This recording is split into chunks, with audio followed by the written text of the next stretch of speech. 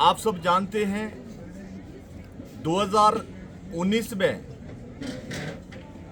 देश का सबसे बड़ा जो हमारा स्टेट है उत्तर प्रदेश, जहां 80 लोकसभा की सीटें हैं, 2019 में भी एक ही सीट उत्तर प्रदेश में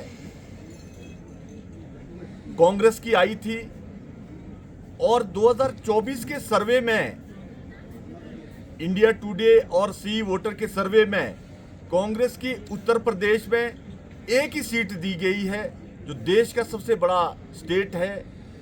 और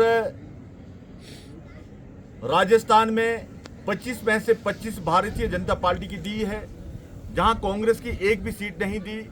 गुजरात में 26 में 26 सीटें भारतीय जनता पार्टी की दी है। दिल्ली में 7 में 7 सीटें भारतीय जनता पार्टी की दी है। मध्य प्रदेश में 29 सीटों में से 27 सीटें भारतीय जनता पार्टी के पक्ष में दी है, 2 सीटें सिर्फ कांग्रेस को दी है। और उत्तरांचल में 5 सीटें भारतीय जनता पार्टी की दी है। और हिमाचल प्रदेश में 4 सीटें भारतीय जनता पार्टी के पक्ष में दी है। और वोटर परसेंटेज भी साथ में हिमाचल प्रदेश का दिया है। पिछले 2019 के इलेक्शन में हिमाचल प्रदेश में 68 के 68 चुनाव क्षेत्र में भारतीय जनता पार्टी ने लीड ली थी और 69% वोट भारतीय जनता पार्टी के पक्ष में पड़ा था। जो सर्वे में अभी हाल ही में हुए हैं, उसमें हिमाचल प्रदेश में 60% भारतीय जनता पार्टी के पक्ष में, 29% कांग्रेस के पक्ष में दिए हैं, जो भारतीय जनता पार्टी से आधे से भी कम है।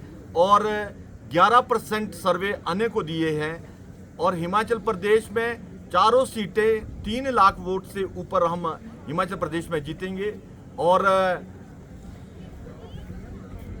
बहुत सारे स्टेटों में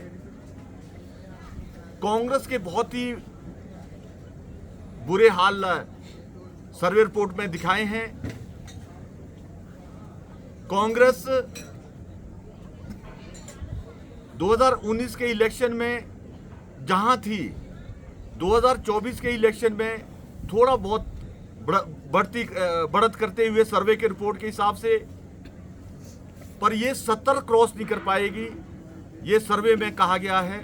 और देश में भारतीय जनता पार्टी 2014 के इलेक्शन से बढ़कर 2019 में ज़्यादा सीटें ली थी और 2024 में भारतीय जनता पार्टी और ज़्यादा सीटें सर्वे में कहा है कि 2019 से भी ज़्यादा सीटें लेगी।